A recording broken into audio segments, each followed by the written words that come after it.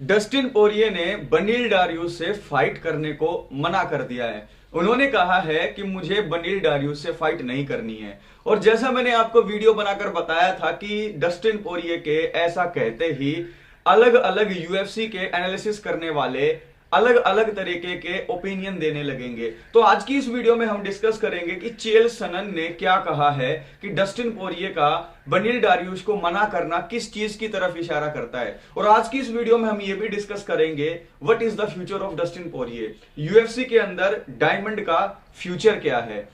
सबसे पहले तो हम देख लेते हैं डस्टिन पोरिये का फिलहाल का परफॉर्मेंस।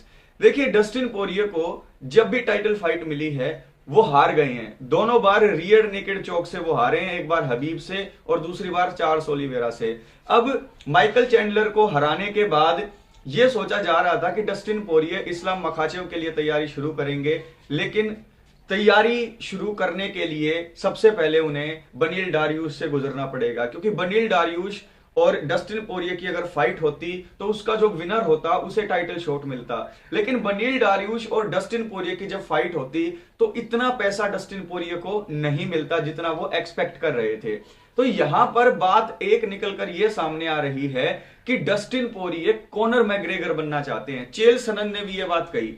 अब डस्टिन पोरिये कॉनर मैग्रेगर बनना चाहते हैं, इसका मतलब यह नहीं है कि वो उनकी तरफ फाइट करना चाहते हैं। इसका मतलब यह है जैसे कॉनर मैग्रेगर इस टाइम पर अपनी स्टार पावर के जरिए पैसे कमाने की तरफ आगे बढ़ रहा है, ना कि टाइटल की तरफ, वैसे ही डस्टिन पोरिये भी कॉनर मैग्रेगर के नक्शे कदमों पर चल रहे हैं।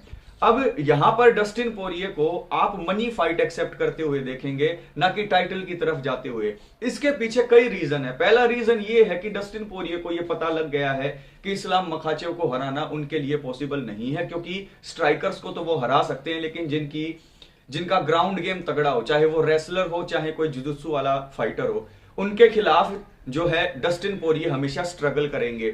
अगर ये बात नहीं होती तो जितना कोबी कोविंगटन डस्टिन पोरिये की वाइफ के लिए, डस्टिन पोरिये के लिए, उनकी फैमिली के लिए बकवास कर रहा था, तो वहां पर डस्टिन पोरिये एक्सेप्ट कर लेते फाइट को। लेकिन कोबी कोविंगटन को भी मना इसलिए किया क्योंकि उन्हें पता था कि उनका ग्राउंड गेम बिल्कुल जीरो है। अब डस्टिन पोरिये यहां पर स्ट्राइकर के खिलाफ ही फाइट्स को एक्सेप्ट करेंगे। दूसरा पॉइंट यह है कि बनील डारियस का ग्राउंड गेम रिडिकुलस है, यानी कि बहुत तगड़ा ग्राउंड गेम है और इस्लाम मखाचेव को टक्कर भी दे सकता है बनील डारियस। बनील डारियस एक तरीके से ऑलराउंड फाइटर है, यानी कि उसका स्टैंड अप भी बहुत तगड़ा है। वन पंच नॉकआउट पावर तो है ही बनील के पास, लेकिन साथ के साथ ब्राजीलियन जिजुत्सु में ब्लैक बेल्ट भी है और साथ ही साथ रेसलिंग और ग्रैपलिंग भी तगड़ी है। गैमरोट जैसे फाइटर के टेक डाउन को रोकना और गैमरोट को भी डोमिनेट करना ग्राउंड पे, ये क्या दिखाता है? ये दिखाता है कि बनील डारियस अब रेडी हो गए हैं टाइटल शॉट के लिए। तो यहां पर डस्टिन पोरिये ने ये भी जरूर सोचा होगा कि अगर मैं एक फाइट अभी डारियस के साथ ले लेता हूं और मैं हार गया तो फिर मैं मनी फाइट करने लायक भी नहीं रहूंगा। तो इन दोनों बातों के ऊपर ध्यान रखकर कि इस्लाम मखाचेव और बनील डारियस को हराना भी पॉसिबल नहीं है, तो क्यों मैं अपने नाम को और नीचा लेकर आऊं एक लॉस लेकर? मुझे क्या इतनी बड़ी फाइट आगे मिले ना मिले, तो वो ये रिस्क लेना ही नहीं चाह रहे हैं। वो अब नेट डियाज, कॉनर मैग्रेगर की तरह मनी फाइट चूज करेंगे। ऐसे फाइटर के साथ फाइट करेंगे जिनके साथ फाइट देखने के लिए लोग ज्यादा आए। तो यहां पर डस्टिन पोरिये को अब टाइटल को अलविदा कहना पड़ेगा और उन्हें अब मनी फाइट की तरफ जाना पड़ेगा। और उसका हिंट भी उन्होंने दे दिया है जब उन्होंने बनील डारियस को मना कर दिया। अब ये ठीक है या गलत है? देखिए, हम फाइट फैंस के लिए डस्टिन पोरिये अगर चैंपियन बनते तो और अच्छा रहता, लेकिन पर्सनली उनके लिए ये ठीक कदम है, क्योंकि यहां पर अगर टाइटल शॉट मिल भी जाता डस्टिन पोरिये को तो आप और हम लोग यही बात कर रहे होते कि डस्टिन पोरिये को ग्राउंड में अभी वर्क करने की जरूरत है, वो इस्लाम मखाचेव या डारियस को नहीं हरा पाएंगे। इसीलिए अगर वो मनी फाइट लेते हैं तो उनके करियर के लिए बेटर है। ये फाइटर्स यूएफसी में क्यों लड़ रहे हैं? ये लड़ रहे हैं पैसा कमाने के लिए। अब डस्टिन पोरिये ने जितनी भी फाइट्स लड़ी हैं उनके अंदर एक ऐसा नाम बना लिया है कि अगर वो मनी फाइट के अंदर उतरना चाहें तो काफी टिकटें बिकेंगी।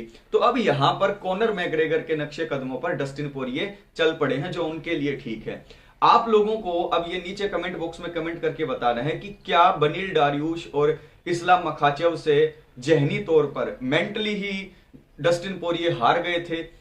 दूसरी चीज, क्या उन्हें साफ पता लग गया है कि अब लाइट वेट का चैंपियन बनना उनके बस के बाहर है, और क्या ये मनी फाइट वाला रवैया अपनाना उनके करियर के लिए ठीक होगा? नीचे कमेंट बॉक्स में कमेंट करके बताएं। टेक केयर, ख्याल रखिए और हमारी वीडियोस को लाइक करें, चैनल को सब्सक्राइब करें और बेल आइकन दबाना ना भूलें। धन्यवाद।